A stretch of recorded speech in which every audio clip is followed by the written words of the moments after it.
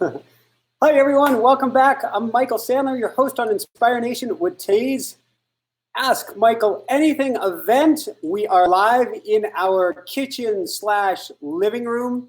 We're living dangerously on the edge based on all of our past attempts at getting off of the studio computer. What was it, 3 weeks ago, everything blew up on us, and then 2 weeks ago, I can't even laugh about it, but a fire literally blew up. So with that said, fire is still going strong outside, but it is up on the mountain. No immediate danger to everyone. And Jessica's asking, since we are running different mics, different computers, all different setup tonight, if anybody notices anything on sound quality, if anybody notices anything on video quality, please let us know right away, and we will adjust accordingly. With that said, Jessica, are there any immediate announcements that you want to give before we dive right into things tonight? No. She's wearing her beautiful organic cotton shirt with a beautiful, I'm not sure if that's an eagle or a hawk with a sun, and it looks like Taos Mountains on it. Here on the side, you can't see her. I'm so tempted to swing the camera. But, and maybe I can be coaxed into that, although I'll get in trouble. Let's talk to Spirit Bird. So you're not going to speak with me. You're just going to simply type on there. No, I'm afraid of blasting my mic. You're not blasting your mic. I have adjusted the settings, and people can let us know.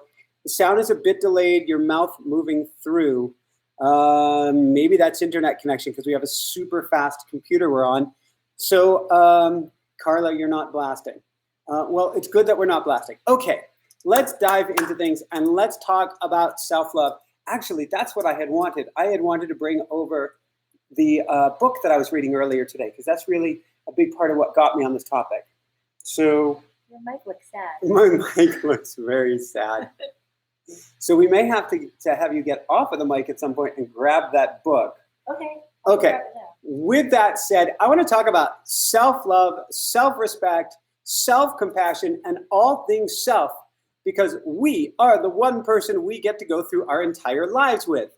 And when you crank up the self-love inside of you, truly everything in the world changes. But it's not as easy as it seems. We have all these subconscious blocks that we have to work through. So many years ago, I had watched What the Bleep. In fact, we had on the director of What the Bleep a few years ago. And I had watched this movie, and one of the scenes in the movie, there's a woman who is trying to crank up the self-love. She actually takes out a lipstick. I think she writes all over herself, I love you, I love you, I love you. She goes to the mirror, she writes, I love you, I love you, I love you. I have this brilliant idea that I can do this too. That I can just go to a mirror, look in the mirror, and say, I love you, Michael. I'm laughing, it didn't go so well. Oh boy, did it not go so well. And please forgive me if you've heard this story before, but it bears repeating. I like to say that I redecorated the bathroom. And by that I mean that the subconscious mind didn't accept what I was trying to say.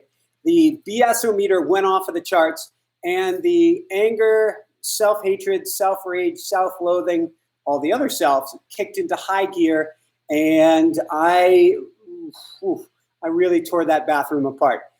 That was one attempt at it. I tried about a year later. I really wish I hadn't tried it. And it was this beautiful microwave oven. We don't use microwaves anymore, so I guess it went to a good cause, you could say. My dad had gifted me, and it ended up bearing the brunt of my self-love on the linoleum floor, which got to be replaced as well, which did look beautiful afterwards. The point is here, self-love, if you can crank it up, is exceptionally important. It changes everything in your life, but you do get to do it gradually, baby steps, one step at a time. How does it change things? Well, how we interact with the rest of the world is, and Jessica's looking at me over here, so I'm wondering if you had something. Well, it's just a different view. I'm not usually sitting right next to you. Okay. So I kind of like this. I want you actually, do you want to sit on camera here? Watch the live version. Okay. So how you treat yourself is how the rest of the world feels and treats you. This is such a hard, it almost is like a bitter pill, because we've been trained since we were kids to be tough on ourselves, to get on our case first, to push ourselves hard, to squash down our emotions, to set up all these rule sets. You can't do this, you got to do that, you've got to do this other thing, don't you ever do that. We've basically engineered a mini society in our head with rules, with judges. I want to say jury, but I think we're actually tried and condemned without a jury in our minds.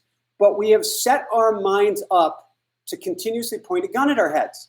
And so we wonder why the universe, or why the world around us, not so much the universe, why it has a gun to our head on occasion, and why things aren't working out, or why we often get ourselves shot in the foot by ourselves or others when things start to go well.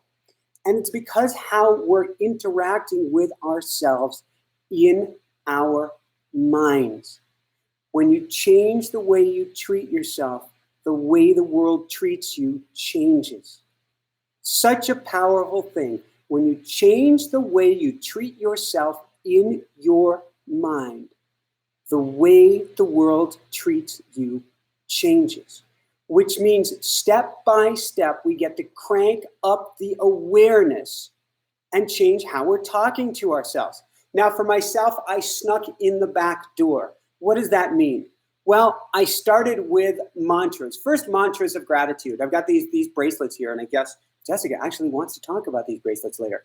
But I started with my bracelets, and first I would say, thank you for this beautiful day. Thank you for this beautiful day.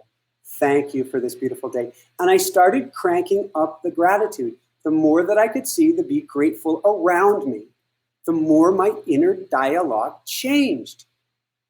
Then I started going to a place of sending out love before I started sending love inwardly toward myself. That came much, much later. I was doing meditation. I was doing guided meditation. I was doing not so much automatic writing yet. I didn't know that, but I was doing a journaling process of self-inquiry, kind of starting that conversation with myself.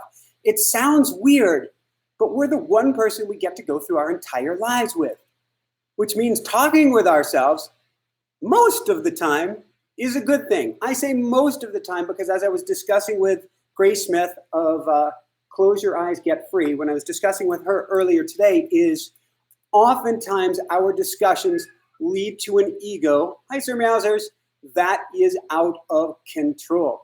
I can be having a very tame conversation in my mind about a very challenging topic, and then I go to discuss it with Jessica, who's off by my side here, and I have a complete and total meltdown, or what would come out of my mouth would be foul, filth. Not so much profanity, but just self-anger and hatred and all this crazy stuff, which was basically tripping over an old groove in the record.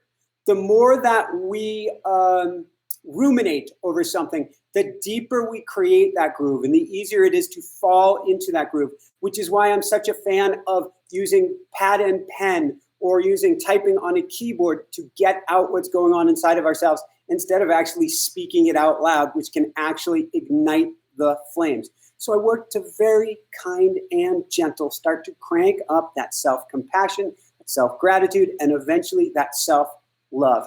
When you do that, it frees you because we are all afraid of change. We are all afraid of failure. I, in particular, have had a terror of screwing up, and I get to go even deeper into my subconscious to work on this. This is something I've been gifted from my mom. I love you, Mom. Getting gifted from my dad. I love you, Dad. And been gifted from all of our ancestors as well. So it's very easy to flip that switch inside of me and go to a place of screw up.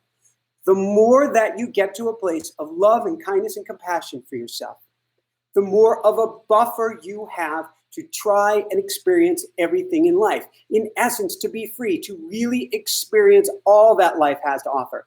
Not just the simple stuff, not just the comfortable stuff, but to really get on the roller coaster of life. Now, in my automatic writing, I've been doing a lot of discussion recently, or we could say automatic writing has been having a lot of discussion with me about a concept that I like to teach, which is asking, what would love do? So you have a choice of A or B, and I often ask, what would love do? What would be the loving decision to make? Automatic writing, or my writing through automatic writing, however we want to call that, has taken that a major step further and has said, what would love do on the inside? How would you speak to yourself if you are truly coming from a place of love? If you can do that, if you can ask yourself, is that a loving thought I'm saying to myself? And if not, just say stop, pause, and then see if you can say something that's more loving. To use Grace Smith, I just had an amazing interview with her earlier today. She would say, cancel, cancel, meaning stop that line of thinking cold. It doesn't serve you. And ask, what can I replace it with that's more loving? What can I do to choose love in this moment in my head? When you do that in your head, it changes everything around you. What this means is we really get to look at the barriers in our minds. How many of the constructs, how many of the rules, how many of the judgments, how many of the attachments did not come from us? I know when it comes to screwing up or things like that, I was home visiting my folks last summer, and my dad said something about, since he's retired, he doesn't feel like he's getting enough done, and he feels like a bum. That was his language. In other words, and I know I have had that language in me, and I'm betting it's not his language. It may not be his dad's language. It may not even be his dad's language that says, if you're not doing, then you're useless. So what we get to do, here comes Sir Mousers, who's trying to walk, on camera. Hi, Sir Mousers. Do you want to say hi to everybody? So what we get to do, see, Sir Mousers is very self-assured. Even though for most kitty cats, this would be quite an embarrassing pose and an embarrassing moment, Mousers is very sure in himself. He doesn't have that negativity or language inside of himself that says, I should be ashamed, I should be embarrassed, I should be worried about this, or this is making me feel less than. Where do I put him for safety, Ms. Jessica? Why do you have to put him down? Okay, well, if he wants to stay here.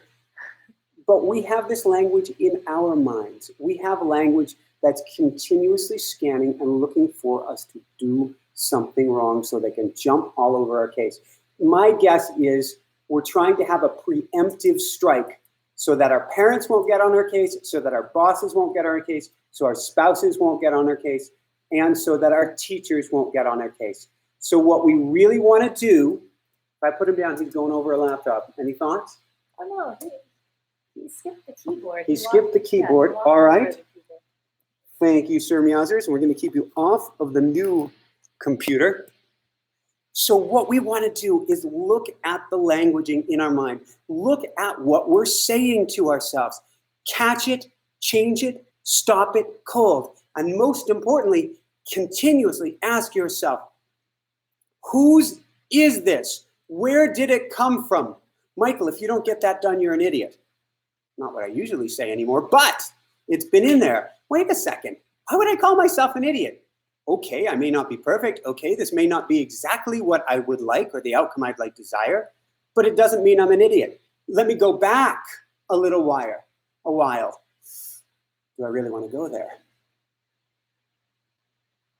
Yeah, why not?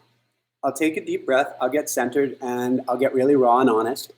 And there has been languaging inside of myself that says you don't deserve to be here.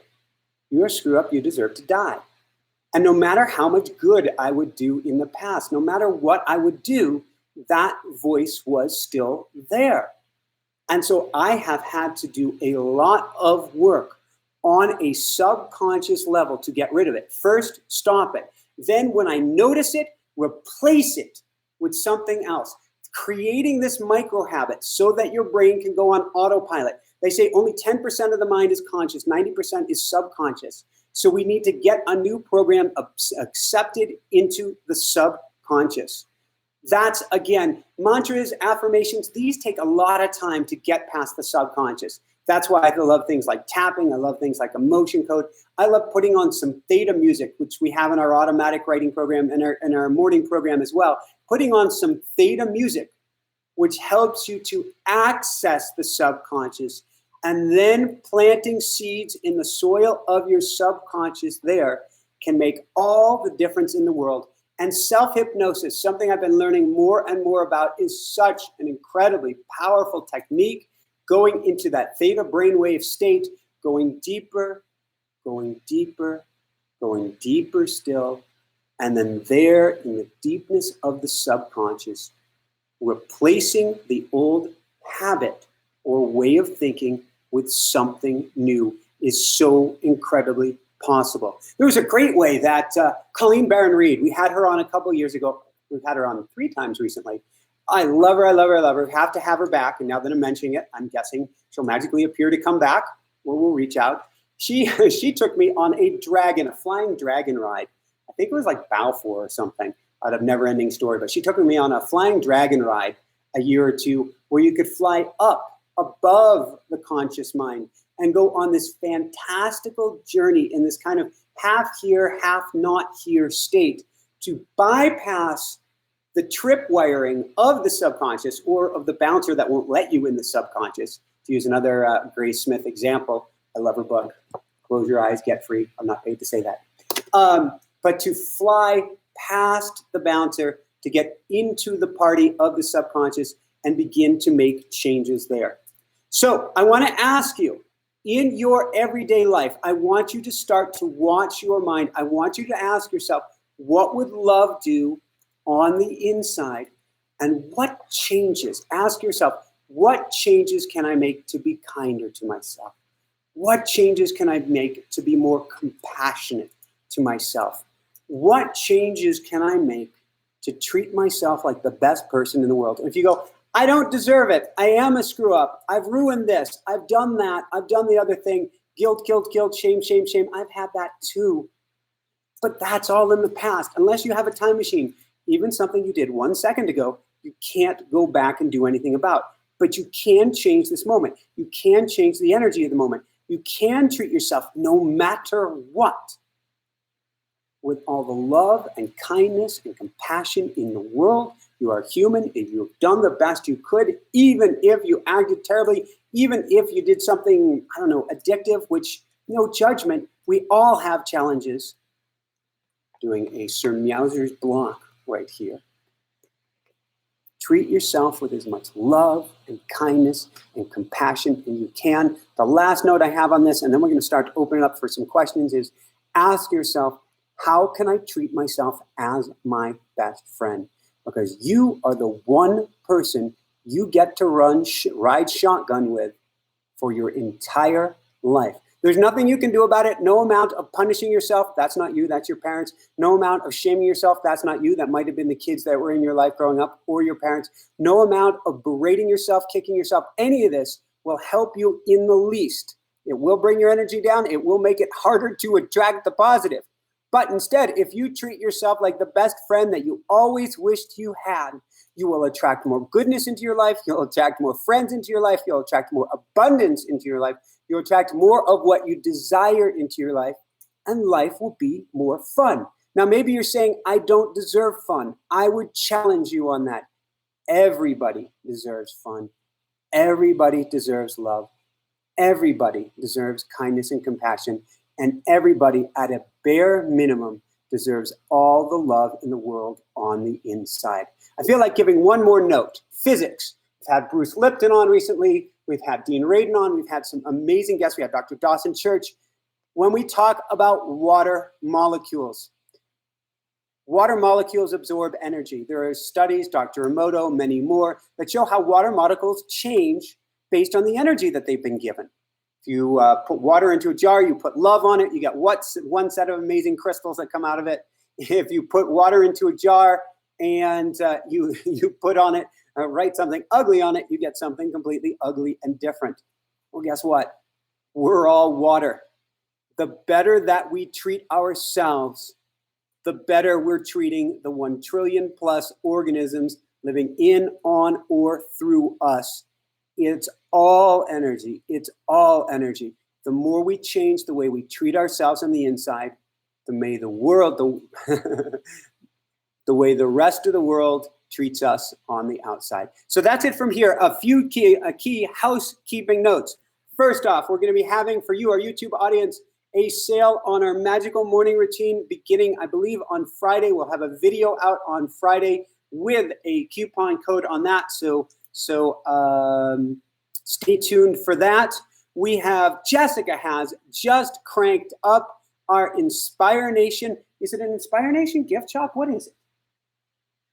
I just called the Inspire Nation show in the store. I'm going to call it a gift shop. Sounds fun. Gift shop. Our gift shop. Do you want to talk about the gift shop? Well, we've had many viewers ask about the jewelry that you wear. Bracelet, off-center necklace. So we started showcasing these in our store, and they're for sale. So I feel like an infomercial. This is my, is it Raksha seeds? Rudaksha seeds from India, very holy seeds, has some amazing mana to it. This is my Om Mani Padme Hum bracelet, and I am a huge bracelet fan. We wrote about bracelets all the way back in our Barefoot Running book many years ago. I talked about having things, this is way pre-spinners, I talked about having things in your hand to run through mantras all the way back to when I wrote a book for ADD students, going back many, many years ago with the book College Confidence with ADD. But to me, I'm almost never found without a bracelet because it's calming, it's grounding. I can continuously run through a mantra. I can quiet the mind. They help keep me literally balanced when I run. And when I'm having a conversation, if I send love, I send love, I send love. It silences the inner chatter of my mind. So in all of my interviews, I'm continuously going through a mantra as I'm interviewing. And this, as I've discussed on recent interviews, I consider my necklace my body armor. In essence, it's reminding me that I'm a spiritual being having a human existence, which is why I always like to wear it. And in recent years, especially when I go riding, skating, or running, particularly without the pookie, I want my body armor on. I want to remember what's most important: spirit, soul, family, friends, love, God, or whatever you want to call it, universe, source. And so I always have a Tibetan bead necklace on as well. Well, the other day we were driving down the driveway, which is almost a mile long. Yep. And we're almost at the bottom of it. Yep. And you had forgotten your bracelets. I did. They're so important to you that you actually turned around and drove back up the driveway. This was Saturday, and it drove Jessica batty because there was a chance that they'd run out of parking spaces. And I said, I have to go back up the house to get my bracelets so that I can be centered and grounded on our run. It just means that much to me. And sure enough, there were spaces open. In fact, we met three park rangers. It was a 3 park ranger day. We're really cool friends, and we talked with them and had a blast. So that was really cool that we went back and got this. But what happened on Friday night having to do with these things right here? Ah, yes. You made a new friend. I made a new friend, a really cool new friend in Aspen. We're like bracelet brothers. I need to get back in touch with them to go for a bike ride. But these bracelets, are they from Tibet? What's the story? They're blessed by Buddhist monks. I know that. They are. They're made by the Tibetan Buddhist monks. And they say a mantra for each knot that they tie. It takes them about 30 to 50 minutes to create each bracelet. And so I wear these religiously, no pun intended. They just have such a great energy. And he had the same 3 bracelets on, and we've never seen that. And he says usually in the same order as this. So I made a bracelet brother. So that was really cool. So with that said, where is the store? Where can people find it? So it's inspirenationshow.com/store. And I have typed it there. inspirenationshow.com/store. Okay, very, very good. And is there a discount right now? This is all new to me. She was telling me this before the show, and I'm going, I may not remember this. I'm busy working on my outline for what I'm going to say. So use the coupon code. I'm going to type it right now. OM20 for 20% off. Excellent. OM20. I wonder if I can angle this down. Is that bad to angle that down so that I have a, I don't know if you can see that. There's your leg. My leg. But we're not getting Sir Mousers in the picture. And I've heard that you want to actually start a line of like Sir Mousers T-shirts. Yes, Sir Mousers inspired T-shirts. I love it. I love Legged Movies, but we'll start with Sir Mousers. Very, very cool. All right, anything else we want to share before we dive in with some questions? Yes, just a note on the necklace. We're out of stock. I can't find. Oh, sorry. I need to find another manufacturer for this particular necklace. So when I do, I will let you guys know. And so she does have in stock, which is under the Sir Mousers. This other one, which I tend to wear, which doesn't have the turquoise beads in it, but is a nice sandalwood red, if I understand. I'm sounding like an infomercial. We've got to move on before my face turns cringe and red, the same color as the sandalwood here. Okay. Before so, saying cat stuff. Cat stuff. Cat-inspired stuff. Yes, we want cat-inspired stuff, and I was actually thinking we want to put a hummingbird feeder up for sale there as well. We're testing out which ones work best. All the hummingbirds, so Basalt Mountain, which is across the way from here, is literally on fire. It's an ancient volcano, and it's been a massive wildfire. I guess small by Western standards, about 7,000 acres, but it's massive when it's in your front yard. And all of the displaced hummingbirds seem to have appeared in our yard, which is oh joy for us. And Sir Mousers on the other side of the glass is like, Daddy, do you mind if I go outside for a few minutes? I need some takeout. And we have said no to that. All right, on that note, do we have questions? Yes, we do. All right. Okay, our first question is from Jester, J-S-T-E-R. Yep. Why should you love yourself? Is it not better if you love our fellows instead? Ooh, great question, Jester. Part of that is programming that says we're not supposed to love ourselves, that there's something wrong with loving ourselves. But we're the most special person in the world because we're the one person we get to go around this entire existence with. You want to love somebody else. If you love yourself first, everything emanates from there. That's your foundation. That's your strength. That's your grounding. That's your truth, your knowingness. When you love somebody else but don't love yourself, you're not on a solid foundation. It's very rickety. It's like trying to say, let me help you get up, but you're floundering yourself. There's no easy way to do that. So we want to go to loving ourselves first. The whole concept of why would I love myself, or even worse, I have to earn my love, I have to earn my respect, is something we've been taught by society, we've been taught by our elders, we've been taught by well-meaning individuals who are giving us conditional love. What's conditional love? Well, if you don't cry, you'll get some milk. If you don't do this, you'll get that. If you do that, you'll get something else. We then embodied this rule sets of conditional love, which really is a crime, and made it our own. But we come from love. We are love. We couldn't be anything less than love, no matter how much we tried. But we can get lost and forget that, which means pain, and lots of it. So going to a place of truly unconditional love, not if this, I will get love. If that, I will have love. Going to truly a place of unconditional love raises your vibration up to the max. Then you can't help but contagiously give love to everybody around you and get love back. We've all seen people, oh, wow, my whole childhood. We've all seen people who do not have self-love, who have self-loathing, who have self-disgust even, and they're getting kicked. They're getting,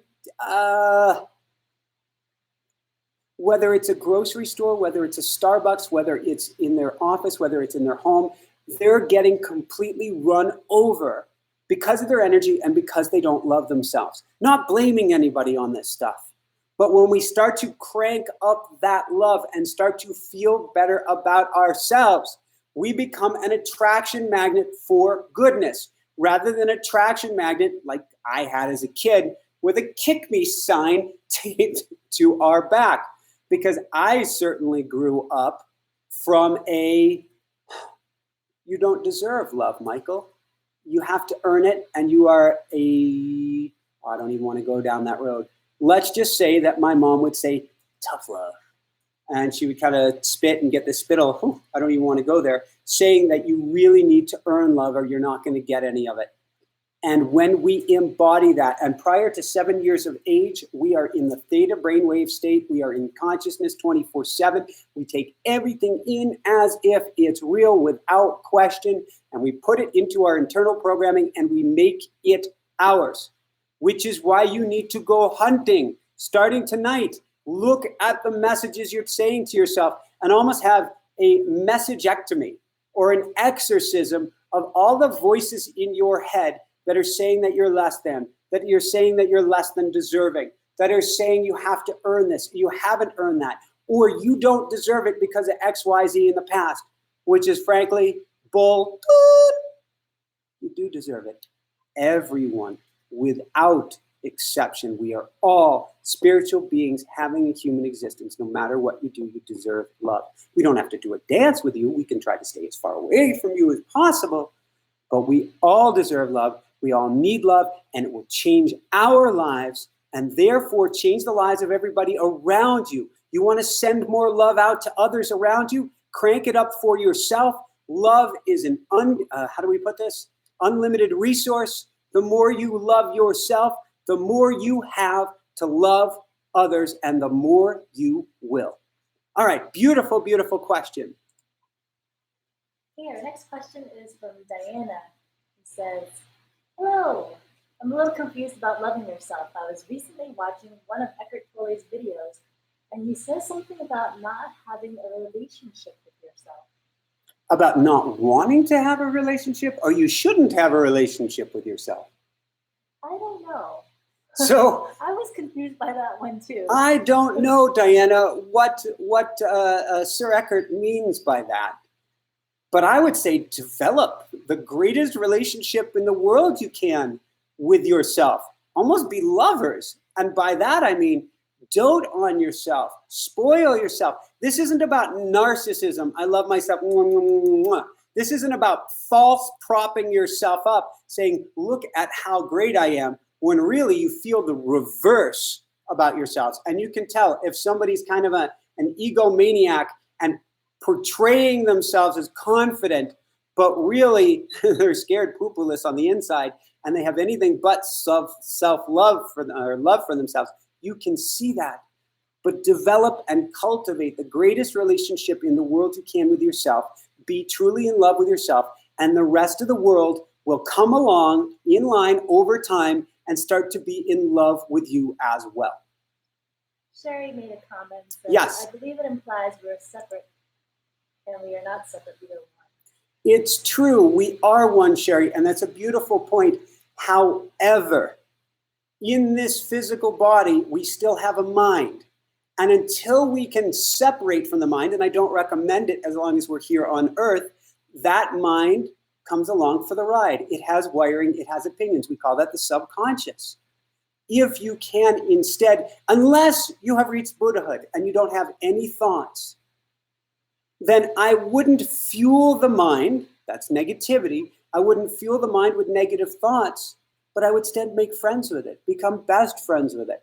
Have it along in the ride, put it in the Mustang next to you or whatever, your favorite car, and enjoy the company. It's the best thing that you can do. Now, if you say, well, I really don't want to do that. I don't want to make friends with myself. Well, go to the infinite observer, the person who's watching over you right now, the person who's saying, I don't want to do that. Who's watching the person who just said, I don't want to do that? Well, that's the infinite observer. From the infinite observer, send yourself all the love in the world. I did a bike ride across the country, 2004. Wow, long time ago. 5,000-mile, 40-day solo. Why am I saying that? Because along the way, at points, I was so exhausted, I couldn't continue. And I had to find the strength to go. And I wasn't trying to slay myself, although that's actually a little bit debatable. That's the story for another day. But I was trying to send myself all the loving, kind thoughts I could from above myself. So I would do these interviews. I remember going into KSLT or something, Salt Lake City, and I had just ridden across the salt flats. And I said, well, we had an amazing day today. And they said, we? I thought you said you were solo. I said, yes. There was me on the bike and the me who was cheering me on. Go to the place of the infinite observer and cheer yourself on like your life depends on it, because it does. Beautiful, beautiful question. And thank you, Sherry, for adding to the discussion. Okay, our next question is from Anthony. Yes. If you've done the work to make the shift loving yourself like you are the one that is deserving of love, what's next? What can you expect? Is there a sign if I'm asking the question, I am not If I'm asking the question, am I not there? I think what Anthony is saying is there a point where I become consciousness, where I become the oneness, where the sense of self drops away? I believe that may be what you're saying, Anthony. And well, he writes another okay. question. Nope, that's the same one. Right? Same question twice. It's a journey. It's a path. There is no. Does some of the self-help books make it sound like do X, Y, or Z, and you're going to achieve enlightenment? And maybe that's the case. I haven't seen it yet on the show. I haven't seen it with my coaching clients, and I certainly haven't seen it with myself. It's all a path. It's all a journey. There are always new opportunities for learning coming up in life. And don't ever use the B word, B-O-R-blank-D. Don't ever use that word, because then the teachings find you rather quickly. With that said, the more that love is cranked up, the more you see the world around you differently, the more the world interacts with you differently, and the more free you feel to try crazy, audacious, big, beautiful, as Jen Sincero would call it, hairy things. Not out of risk, but out of pure joy, out of passion, and perhaps even out of a calling. Opportunities present themselves the more you truly find yourself down this road. Doesn't mean that all changes overnight? No. Doesn't mean that it's going to change tomorrow once you hit that place of self-love? It could. Or it could be years down the road. Well, what do you mean years, Michael? It's all a progression. It's all growth, and it all happens in divine time. On my desk where I coach and where I do my interviews, I have a little stuffed turtle. And one of my coaching clients suggested I call him Stanley the Turtle. Not sure if it's Stanley yet or not. And it just reminds me of what a Tibetan teacher has told me in the past, to go slowly, slowly. He would say, how do you straighten bamboo? Slowly, slowly. Our habits change slowly over time. The grooves in the record change slowly over time. Our lives change slowly over time. And we want that, despite the idea that our ego goes of, give it to me all now. Give me great change this moment. No, please. Let it come kind, gentle, easy, good, in its path, in its way, so that we can adapt and learn and change and grow in synergy with where we are, rather than getting way ahead of ourselves and instead of finding ourselves on a calm river, all of a sudden finding ourselves, at a class 5 rapid going, oh crap, got ahead of myself. What's next? Okay, our next question is from Ronald, who asks, what are your best tips to overcome procrastination? Oh, great question, Ronald. Best tips for overcoming procrastination: schedule it. A. B, schedule it. C, schedule it. D, you have to make a commitment to yourself to actually take action on it at that time. E, front load, front load, front load. I guess that should be F for front load. But we want to put it early in the day before the day gets away from you. All right, if you're still procrastinating, we need to dive deep. We need to go into automatic writing, into a process of journaling and self-inquiry, into a hypnagogic state at nighttime just before going to sleep. Put on some theta brainwave music as another technique and just start writing about this, or go into self-hypnosis and start to understand, where are these blocks coming from? Why are they here? We can't. Willpower truly is a myth. We can't. If we continuously procrastinate something, there's some reason for it, and we get to figure out what that is. Emotion code also helps. Tapping also helps. What you'll find is, I'm a kitchen sink kind of guy. I want to throw everything at it, but what I really want to do is get up underneath the carpet where all the little bugs and the potato bugs or pill bugs are running around, and I want to understand what's going on in my subconscious that is saying, you don't want to do this. If you do this, something bad's going to happen. So Grace Smith, we were talking with her earlier today about her subconscious, and no matter what she tried, she couldn't quit smoking until she went for a hypnotherapy session. And what she learned is that smoking in New York City, out in public, putting out this smoke around her, looking a little bit ugly with her cigarette, was a protective mechanism to keep her from getting hit on by the guys who yell cat calls as she's walking down the street. So her subconscious was actually trying to protect her. Once she understood what was the cause, she could stop it like that. So if putting a plan in place, if scheduling things in the calendar, if getting an accountability partner, if front loading, if all of these things is not doing it, it doesn't mean you have to try harder. It doesn't even mean you have to try smarter. It means you need to get under the hood and see what's going on. There are layers to these things. I still have my work to do at an even deeper level myself. Recently, I've been taking up bicycle racing again. And the level of fear that has come up inside of me, understandably with past accidents that didn't have to do with cycling, but understandably, the level of fear is high. And I need to peel away a layer of the subconscious onion and another layer and another layer and learn what is there, why it's here to serve me, and what I can do about it. So one way to think about this is consider yourself, instead of an astronaut up here, you're an intronaut. You're going to dive in and learn about the most important exploration of them all, the exploration of you. It's cool, it's challenging, it's scary, it ain't easy, it's not for the faint of heart. But when you dive in and learn about yourself at that deepest subconscious level, you are truly freeing yourself for whatever it is that you want to do, especially if it's in alignment with your highest self and highest good, with that thing that you're procrastinating. Brilliant, brilliant question. Thank you so much for asking. Yeah, Infinity made an interesting comment. Yes. You know, I would lovingly like to add that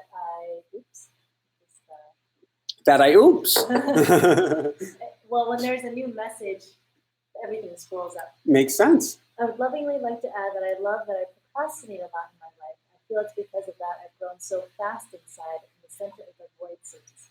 Ooh. There are many ways that I can read that infinity, but I think that goes along with, if you want to call it Stanley the Turtle, which is moving slowly, leave space for growth, leave space for understanding. It's one of my personal biggest challenges this summer. I'm going to call it my biggest challenge. This stool, it's hot. It's almost 90 degrees in here, and it's getting a little slick. And I want to make sure I have actually slipped off of this stool before. In the first couple of days that we moved in here. So this summer has been so successful and full on and full of opportunities and full of. It's just been a crazy, beautiful, full summer that it has been hard to put those pauses in, to step back so that we can work on the business rather than work in the business. And that's what we want to do with our lives. And perhaps that's what Infinity is saying, is we want to be on our lives rather than in our lives. We want to be the observer of our lives rather than the marionette being pulled around by the strings all the time, because that's where we can step back and see big picture what's going on, learn the deepest lessons, but also enjoy the ride the most. Because if there's no pause, if I put you in an amusement park and said, here's an unlimited pass thing, and you went out and tried this, got some cotton candy, tried that, did this, took some time over here, got some water over there, you'd have a joyous time. If I said it's an unlimited pass, but you need to go from ride to ride to ride to ride to ride without stopping for even a moment's notice, you'll be spun in a blender. It'll seem fun for the first little bit, but then the rides will all string together, and without the pause, you're probably going to feel pretty queasy and sick after a while, even though I can hear little kids listening to this going, I want to try. But we need to give ourselves that pause slowly, slowly. Jessica, do we have another question? We sure do. All right. Okay, our next question is from Infinity Coaching. Many people say you must ground yourself. You've probably read a lot of books where the process is discussed. Could you maybe explain what grounding means and what it feels like when you're grounded? Infinity, that's a brilliant question. There are probably an infinite number of ways of being able to ground yourself. A mantra can ground yourself. The shift that you brought up the question, and I went from breathing up here to breathing down in my diaphragm. My voice changed. That in and of itself is grounding. Going to a nasal breath rather than breathing from your mouth, that can be grounding. Going to your bracelet, and that is a big reason that I keep these here. Jessica's checking sound levels as Sir Mousers is leaning against the microphone setup. These can be grounding as well. You can do meditations where you put your feet literally on the earth for grounding, or you can imagine strings or roots going out from your toes into the ground. You can picture energy coming in through the top of the head, through your body, through your spine, through your coccyx, straight down through your feet and into the earth. That can be incredibly grounding. What does it feel like? To me, who was a self-proclaimed squirrel on crack and spoke at ADD conference after ADD conference nationwide as a poster child for ADD, the difference between grounded and ungrounded is the difference between, well, I'm feeling kind of spun right now. I don't know what I'm going to do. I don't know what's coming next. I don't know what I'm supposed to say. And the world feels like it's spinning. Oh, what am I going to do? And that's a great point, Infinity. And let me go quiet for a minute and feel and see what's coming to me. Coming from that grounded place is coming from a place of inner strength, of inner wisdom, of a steadiness, a calm at the center of the storm, a giant boulder in the river that can't be moved, and a feeling of going from spun to completely connected and stable exactly where you're at. Getting to a place of grounding, so important. Trying to stay there, not easy to stay there, but the more that you can live in that grounded place, the more I believe you're coming into your power or the universe's power through you. Because it's really hard to give something power that's a spinning top. But if it's got an anchor, if it's got some structure, if it's got some mass behind it, now you're talking mana, now you're talking power. Brilliant, brilliant question. Our next question is from Arthur. Yes. What do you think about gaining enlightenment with DMG? I'm not a fan of that method. Just curious what you think, Michael. Arthur, by DMG, are we meaning a substance? I believe that's what we're talking about. I think that's DMG. Okay, so what is DMG? Maybe he means DMG. Okay, so assuming that we mean a, what do we got? Psychotropic substance. Ooh, there's a word that I just pulled out of nowhere. Assuming, Arthur, we mean a psychotropic substance, I think there's a value and a time and a place for almost everything. I don't believe on a regular basis, and I don't believe as a recreational thing. But personally, Jessica and I have both gone through ceremony with shaman, with ayahuasca. I have also participated in many, many ceremony years ago with the Navajo tribe with peyote.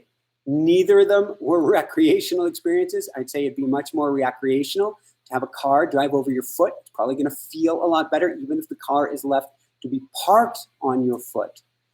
But I am not a fan of separating the chemical from the plant. Plant wisdom, your mic just blasting there, so I turned it down a little bit.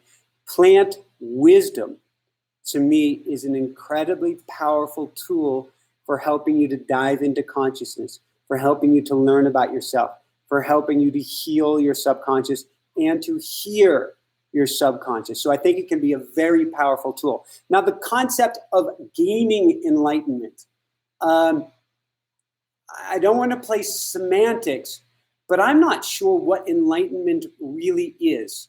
And by that, I mean, my best guess is enlightenment is when 24/7 you are 100% connected to universe and source and can see through the fabric of space and time and see the construct of everything at a moment's notice. That's my guess. That sounds real scientific and stuff. I don't actually know what that is. I've seen many people that are seekers on the path. I've seen many people that use recreational drugs or things on a daily basis. I haven't met one yet that I believe, and this is without judgment, if they've achieved enlightenment, good, I love you, it's awesome. But I haven't seen anybody who still isn't having to exist in this world, to learn from this world, to go through the same trials and tribulations. In those cases, and we had somebody on Maui tell us this, actually, and we've had many guests who have alluded to it, it's the drug, instead of it being a teacher plant, becomes the pyrotechnics. And we don't want to confuse the pyrotechnics from the journey. And the real lessons are found in the journey. And there really is no way to shortcut the journey, because it is a journey. It doesn't have a point A. It doesn't have a point B. It's all learning.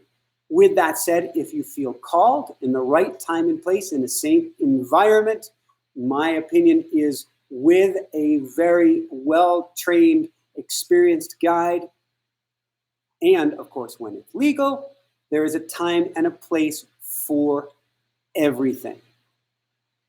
I hope that worked. Brilliant question, Arthur. Time for one or two more questions? That's all the questions I have at the moment. Perfect. So do you have anything you want to add or that you want to share, Jessica?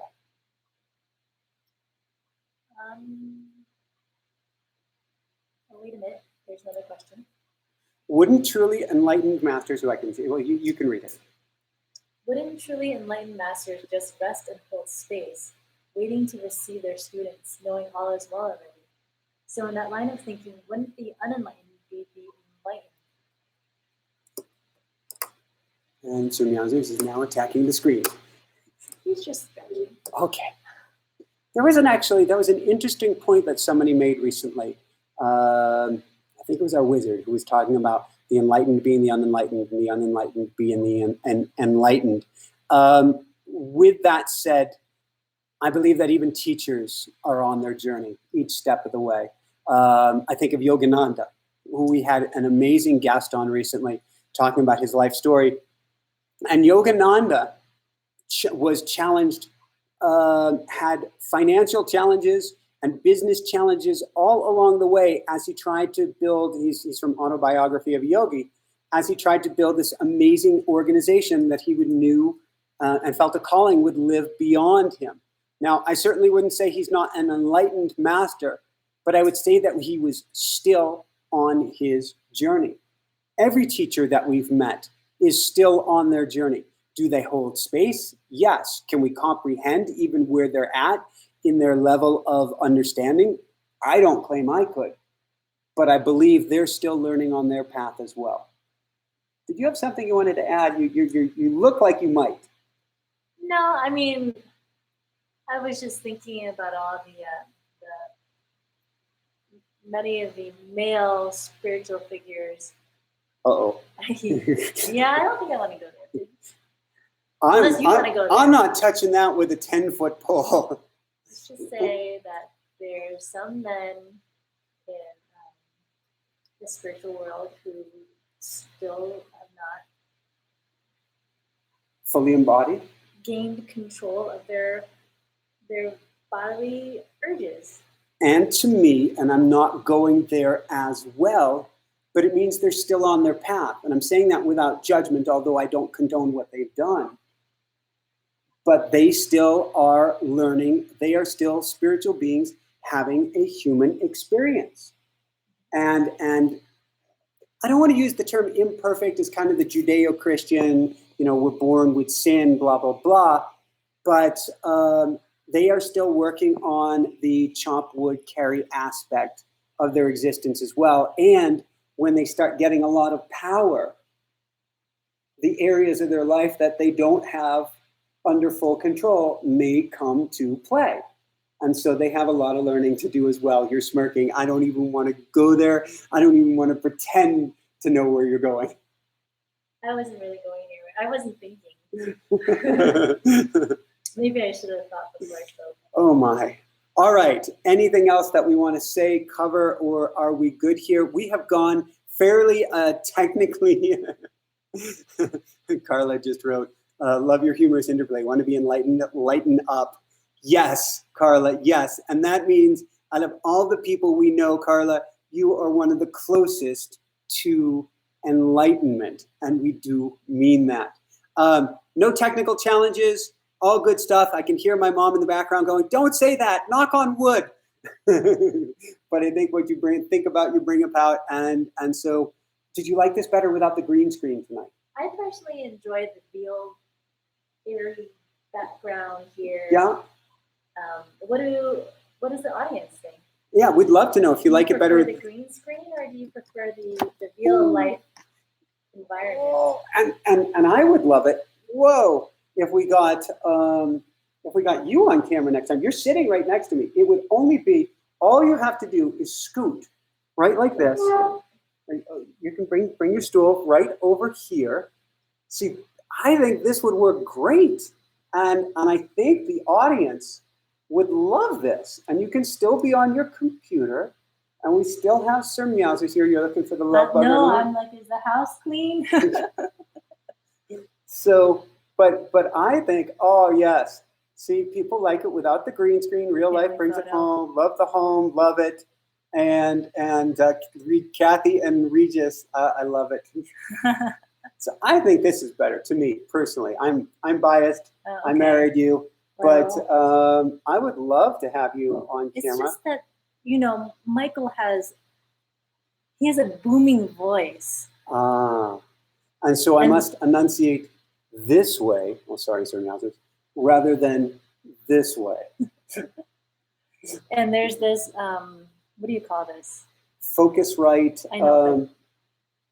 The sound system that we have our lapel mics plugged into. If you saw it, you would see that Michael's dial is turned way down and mine is turned way up. This is true, but that's no reason we can't sit next to each other. I know, it worked out for you.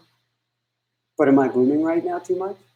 I have very sensitive ears. You are a kitty cat. This is true. So I have to face forward when we speak, so we can do that. But I mean, you're as much Inspire Nation as I am, and it's not just that you're behind the scenes. You pull a lot of my marionette strings, and that's true. Yes, and so whoa, it would be great. I think people would love it if you're on. Okay, we can do it. Woohoo! Before we just like agree, don't like anything too loud. Yes, I do project. I do enunciate. So, and Sir Mousers has to be in it too. We will do. That's all up to Sir Mousers. He has a huge Cheshire cat grin right now because he knows he's been a large part of the show today. So, all right, let's see. What else do we want to cover? So we've got the sale. We've got what's the store one more time? InspireNationShow.com/store. Okay. And then we have a sale coming up Friday on our magical morning routine and also automatic writing, if I understand correctly. And then if you want to support the show, we're 100% supported by you, our audience. Come on over to patreon.com/Inspire Nation. Become a part of the Inspire Nation family. Get your backstage pass. We got lots of videos. We got lots of free stuff. We have way too many books that we really get to take some time, maybe this weekend, and do raffle after raffle. Maybe it's a raffle weekend. Doesn't that sound like fun? Yes. Well, let's do that. Let's do it. Let's have a raffle weekend. And we're still working on Instagram TV. We will get this figured out. And I believe you have 1 or 2 spots left for coaching starting in August. Yes, depending on how we count that, 1 or 2 spots left. And the way our coaching works is usually we have a sale when we have spots open because we like to fill those spots quickly. This time we haven't advertised anything because we haven't had many spots open in 3 or 6 months at this point. But if you did want to sign up right away for a consult, a free 15-minute session with me, we will get you in at summer sale pricing, which is huge. It's still a little bit over half off to get you in quickly. We just don't like those gaps, those empty spots in the schedule. We'd rather keep things full. And so if you want some assistance, come on over. Jessica will put the link there. She already has put the link there. And I think that's all we've got. I know we're going to be looking at the local college for interns for this fall. I'm excited about that. See if we can get some people to work on some video stuff for us. See if we can get some shorter videos for people. And I'm really excited to see what the fall will bring. It's not too early to be thinking about the fall and to be thinking about how you want to challenge yourself in the months coming up ahead. The more that we get uncomfortable, not in a, we're talking about from a place of self-love, self-kindness, and self-compassion, but the more you get yourself a little uncomfortable, the more you learn, the more you grow, and the more interesting the ride becomes. I'm nodding my head, but I have no idea what you just said. On that note, I think that's it for here. Are we open for co-creating with the audience? I believe we are always co-creating with the audience. But as far as volunteer structure or something like that, we don't have anything set up yet. But you're always welcome to shoot me an email offline. That would be michael@inspirenationshow.com. Diana C., I had booked a session with Michael today at 5:30 Chicago time. We will take a look and see what's up, Diana C., because it might be something with our automated system going on. All right, on that note, this is Michael Sandler and Jessica Lee saying, be well, have fun, have a magical, magical week ahead. We will see you here this time, this channel next week. Crank up that self-love to the max. Check out this book. It's awesome. And today's show that just went live with Don Miguel Ruiz and Barbara Emery's. I love them. I love them. I love them. And above and beyond all else, shine bright. Woohoo! Thanks, everyone. Thanks, Mousers. Thanks, Mousers. Not destroying everything.